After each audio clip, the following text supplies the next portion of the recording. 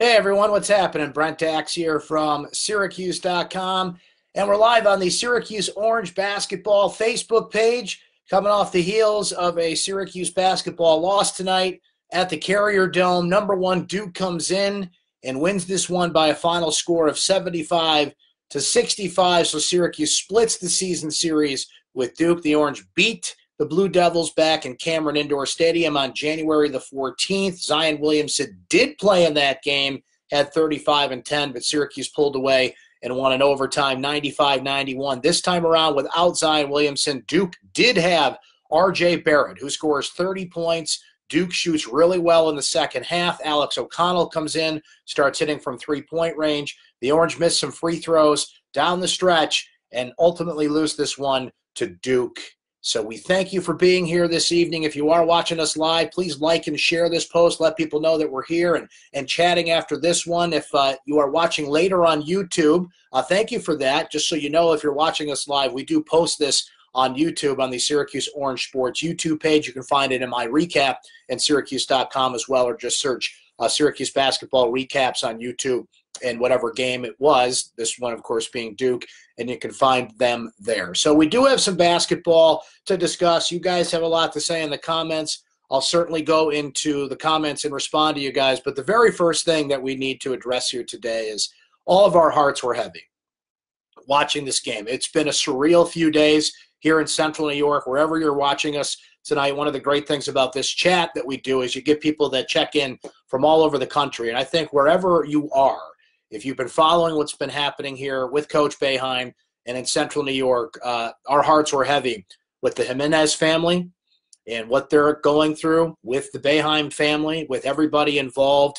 We're coming off of a live Jim Boeheim press conference. If you're watching us here on Facebook, a very somber Jim Boeheim at that press conference. First, he read a statement describing what he's gone through the past few days, saying it's something that will never leave him. He said he has reached out to the Jimenez family, wants to connect with the Jimenez family at some point, and he really had a difficult time describing what he was feeling, as you can imagine.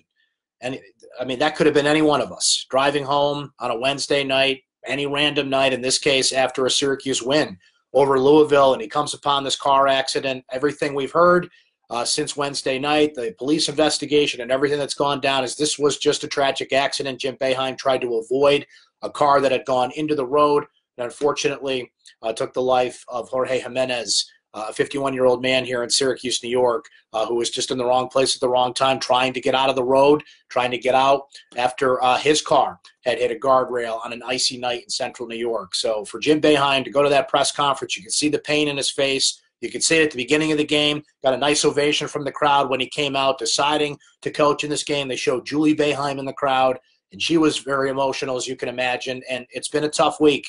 It's been a tough week for many, but most tough, certainly, for the Jimenez family in Central New York. So we're all thinking about them.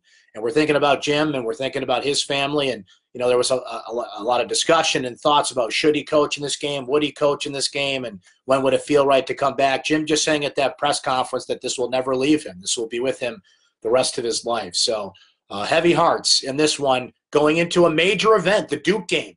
It's not just a game, it is an event. And the buildup that goes into it, a crowd of 35,642 at the Carrier Dome for this one, as you would imagine, a new on-campus record, which Syracuse keeps setting and setting every time Duke comes in. Star-studded crowd at the Dome, several former Orange legends there. We had the opportunity today locally here in Central New York at the Orange Out event at Destiny USA. I got the privilege to host a Q&A today with Derek Coleman and John Wallace, Billy Owens, Todd Bergen, and it was great to see those guys back in town, to walk down memory lane, all the fans that came out for that. Thank you if you did come out to that and you're watching today.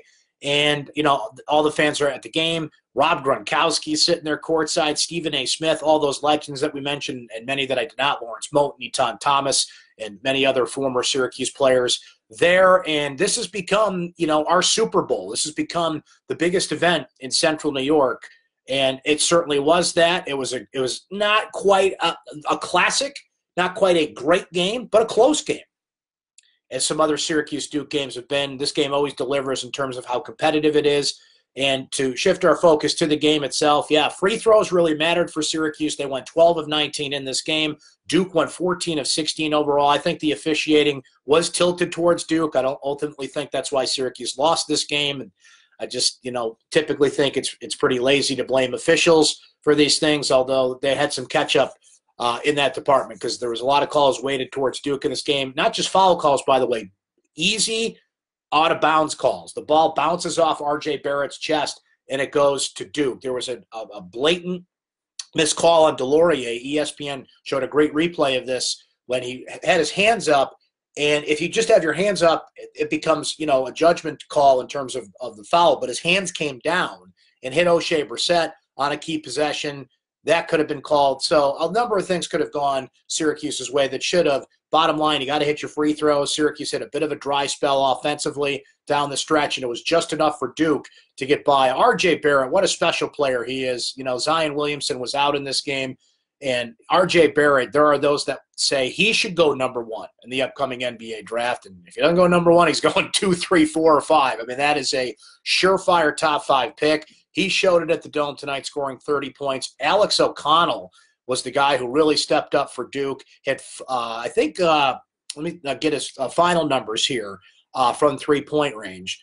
So O'Connell comes in. He scores 20 points. Yeah, he was 5 of 8 from three-point range. Most of that, if not all of that, I believe, coming in the second half of this game. And then it was kind of a smattering for Duke there. Trey Jones had 11 points, couple of key buckets in the high post area on the free throw line to start this game. Cam Reddish struggled. He didn't play in the first game, and it didn't really matter in this one. He went 1 of 8 from three-point range, only scored 5 points for Syracuse. Tyus Battle led what was a balanced effort, and that's what Syracuse needed to be competitive in this game against Duke. They needed all hands on deck, and they pretty much got it. Tyus Battle was 16 points in this game, but shot 4 of 17. Hit a couple of three-pointers and some free throws. But this is the third straight game that Tyus Battle has struggled to shoot the ball. O'Shea Brissett was 7.6 rebounds on the day. He goes 3 of 13. So you have Tyus Battle and O'Shea Brissett combining to go, 7 of 30.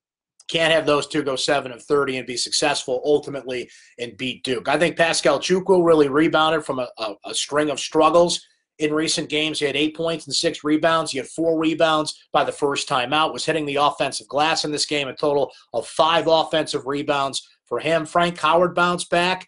Only played 11 minutes, didn't score against Louisville, at 10 points in this game, at 6 rebounds. Did have a couple of key mishaps late in the game and had a couple of blocks and steals as well. Elijah Hughes with 12 points in this game, 7 rebounds. He goes just 1 of 5 from three-point range. Marek Dolzaj, another box score stuffer for him with 10 points and 5 rebounds in this one, 4 steals on the day as well. He fouled out eventually, but, was that scrappy player that Syracuse needed out there. Buddy Boeheim didn't get much of a chance to shoot today where you need him to from the three-point range. He only scores 2 points in this game and grabs 4 rebounds. So, Syracuse did a great job on rebounds overall. Duke ultimately won the rebounding battle 44-40. And a lot of that because Duke really hit the boards in the second half, out-rebounding Syracuse 27-16 in the second half, particularly on the offensive glass. Now, if you go back to the first half, Syracuse went into the first half up 24-17 on the boards, 10-4 on the offensive glass. And you said Syracuse, and it felt like that number was bigger because Syracuse was grabbing a lot of Duke misses. They were getting some possessions, and they were really taking advantage of things on the rebounding end. In the second half, though, Duke shoots 14 of 29. That's 48%.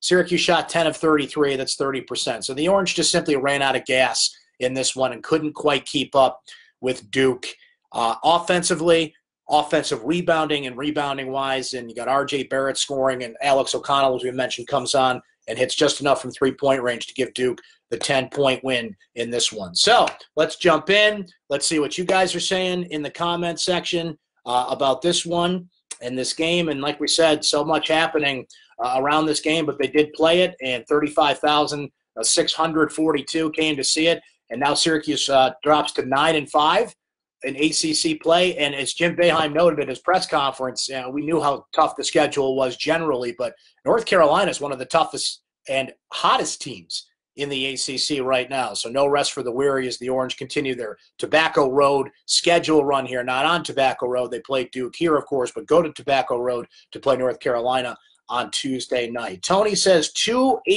of 18, last 18 shots this game. Very winnable. Got to make those shots, and also missed consecutive free throws at the end. Watching in California. Thanks for doing that, Tony. Thanks wherever you are tonight watching this on Facebook Live. We appreciate that. Brian noting that Howard made some good defensive plays. Nick saying that ACC refs are a joke. Jeff noting that the elbow to Brissett's jaw isn't blaming the officials. It was a legit complaint. Yeah, I mean, they missed some calls in this one, but you can't – the misses that count are the missed free throws and the missed shots and the offensive rebounds and going 10 of 33, shooting the ball in the second half, and Tyus Battle and O'Shea Brissett combining to go 7 for 33. So if you want to talk about misses, I'm going to talk about those misses and not the missed official calls. You got to overcome refs. And TV Teddy was out there today, Ted Valentine. And if you guys want to complain about officials, you go right ahead. But I'm not going to do that. That's not the reason Syracuse lost this game. They lost this game because they ran out of gas and they missed a bunch of shots that they needed to make in the second half, particularly against Duke. And you need your two best players in Tyus Battle and O'Shea Brissett to be better than 7 of 30 from the floor. And Tyus still went out and led the team with 16 points. But in what was a balanced effort in this game. 4 Syracuse players in double figures, whereas Duke got the dominant performance from R.J. Barrett and got Alex O'Connell to hit some threes. Look, Zion's going to come back. I'm not sure when. He was at the Dome tonight. He did travel with the team, so it's just a matter of when he's comfortable, when he can return. But Duke's not very deep. The thing with Duke is, and you can understand why, they lean on their stars. They lean on Zion when he's in, on R.J. Barrett. Reddish struggled tonight, but when he's on his game, Trey Jones, and they're not very deep beyond that. It's not a team that goes 7-8 deep on the bench. They put out a freshman tonight. A lot of people were very surprised in this game tonight because the thought was that he was going to redshirt, but Joey Baker was out there, only played 5 minutes. So it's interesting that, Coach K had held Joey Baker back. Joey Buckets is what they call him, throughout the season. Put him out there. He only plays 5 minutes. And part of that certainly was Alex O'Connell was hitting his threes. But they burned his red shirt just to put him out there for a few minutes. So I'd imagine he's going to get some more time down the stretch here. But that was interesting to see. I think they should have the football rule in play there that, certain percentage, the percentage in football was upped in terms of how many games, how many quarters you play before they burn your red shirt. It used to be like a play, right? I think college basketball needs to look into that. You can't have this guy burning his red shirt playing 5 minutes in a game. Let's see. Colin says, feels like a balanced effort, but needed one person to step up. Duke was balanced, but Barrett stepped up. That's exactly what happened. Stars win games like this. You needed big game battle. You didn't get big game battle. You got battle making some plays here and there, but you didn't get big game battle. First game, 32 points, big game battle. This game, you didn't get big game battle. You need that. Duke had their star step up, and, when Zion's in, it's 1 and 1A. Zion is such a physical force. He's just so amazing to watch. I was bummed we didn't get to see him in Syracuse today. But R.J. Barrett is just as big of a star, an offensive threat, a player, and somebody who ultimately it could be a better pro. And it could be Zion 1, Barrett 2, or Barrett 1, Zion 2 in the upcoming draft. That could be, remember the Greg Oden, Kevin Durant debates and guys that, you've thought about at the top of the NBA draft, who should go 1, who should go 2, and you kind of follow how their careers go. I think we're going to have another one of those debates as we get closer to the NBA draft with Zion and R.J. Barrett. They're going 1, 2 in some order. Let's see. Wolfman, the Wolfman. Axeman talking to the Wolfman. Sounds like we're truckers on the highway. Wolfman, come in. Axeman here. Battle hasn't been aggressive enough. I don't know if he wasn't aggressive enough. He just wasn't finding his shots, and he was missing shots that were there. And, it's interesting because in the last game, Frank Howard obviously was awful. He only played 11 minutes, and Jim Boeheim said at his press conference after the Louisville game that they were going to play Frank off the ball a lot more. Well, that didn't happen because Frank came in. He hit a couple shots. He was looking confident out there. And if you can get that from Frank Howard, you need Tyus Battle to hold up his end of the bargain. And that didn't happen. And look, Duke's a terrific defensive team. Trey Jones is one of the best individual defenders in college basketball. But when you look at it, I think Syracuse – I'm going to pull up the numbers while we're talking about it here. Syracuse only had 7 turnovers in this game. That is a huge number right there that kept them in this thing, particularly when Duke was forcing opponents on average to turn the ball over 16 times a game. For Syracuse to only have 7 turnovers in this game, that's going to sting a little bit that they ultimately lost this game, because Duke is one of the best on-ball defenders. And Trey Jones is certainly right at the top of that list of guys that can do it. So, one of those things that kind of goes by the wayside, unfortunately for Syracuse, because, you only get 7 turnovers against Duke. You got to shoot the ball better, and ultimately they did not in the second half of this game. Rowe saying that the tragic accident affected the whole team. They love their coach. I mean, how could it not? They saw what their coach was going through. He was not at practice on Thursday, came back on Friday, and, we heard the comments and saw what was happening out there. One of the things Jim noted in his statement after the game, and what we heard going into the game, and other statements from John Wildhack and other people at Syracuse, was ultimately Jim wanted to be there for his players and be there for his team. And that's, it's the most high-profile job in Syracuse, New York. Somebody going back to work after a situation like this, everybody grieves differently. People want to get back to routines and what they do in life. And if you have the great fortune to do what you love, you want to be, somewhere where you love to do what you do. It just so happens it's in front of 35,000 people. And it's on ESPN, and it's, one of the biggest events in sports of the day. It's such a high-profile position that it creates an interesting debate, and everybody is seeing this happen publicly. If this was just, somebody randomly going through this, it'd be just as painful, but because of the public spotlight that comes with the position of the person involved in it, it just adds so many layers to the discussion. So I think I don't think the team was affected in how they played in this game. I think they went out and played as best as they could. I think it would have been, from a basketball standpoint, I think it would have been weird for them. And I think I can't really predict how they'd play, but I think it would be a situation where they'd be more affected if Jim was not there. I think him being there, they felt like they could step up and play for him and give him something to kind of look forward to and go through, to get his mind off of what is the unthinkable, is the worst thing somebody can go through. One of the worst things, certainly, somebody can go through. And your mind's never off it. As Jim said, you can distract yourself all you want. You're ultimately going to come back to that time after time after time for the rest of your life. It's just it's a tough thing to see, and it's a very public thing for Jim Boeheim to go through. And that's one of the things when you're in that high-profile a position, you ride the highs and the lows, and everybody sees it happen in a public forum. Let's see what else you guys are saying here in the comments section. How'd you feel in terms of how important this game was? Because Syracuse does have a win in their back pocket over Duke. The Louisville win really helped their cause. Now you got North Carolina left on the schedule. You've got, a game that Syracuse has got to take care of business in at Wake Forest on the schedule. You've got a 2-day turnaround after that to play Virginia, and then you play Clemson. So there's a couple wins left in there, I think. Certainly Wake Forest has to be one of those games. I think Clemson is a team you should beat at home. And Virginia could go either way. North Carolina, I think Syracuse can play with North Carolina. I do. North Carolina's not a very good defensive team. The key is Syracuse has to be on their game offensively, and Tyus Battle and O'Shea Brissett cannot go 7 of 30 in that game. And I think they can run with that team in a similar fashion to how Syracuse played Duke at Cameron. Right? North Carolina doesn't have any key players missing, like Duke had Trey Jones and Cam Reddish missing in that game, and Zion in this one. I don't think Syracuse will beat Carolina, but I think they can run in that game and make it competitive. So 4 games left. There's got to be 2 wins in there. You want to get to double digits in the ACC just to make sure what Syracuse is going for it, no matter what happens down the stretch here, guys. Very weak bubble this year. I mean, really weak. So don't give the committee any reason to look harder at your resume, beat, who you need to beat, Wake Forest and Clemson, and see if you can get one over North Carolina and Virginia, and you're set. You are set, and the ACC tournament is a formality, and it's not you have to go to the ACC tournament needing to win 1 or 2 games. How many times have we had that debate here in the last few years? Well, if they go to the ACC tournament, win 2, is it 3? And we're trying to figure out what the formula was.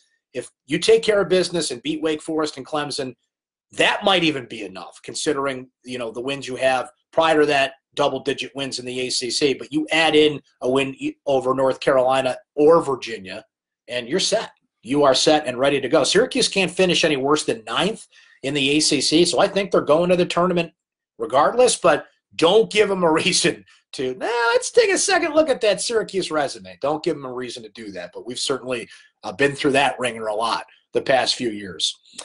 David saying Chuku is soft for a 7'2" player. He needs to play like a beast, not a marshmallow. Joe noting mental mistakes again by Frank. Hughes has been down. Yeah, I was wondering about Hughes, Joe, because he was much better against Louisville.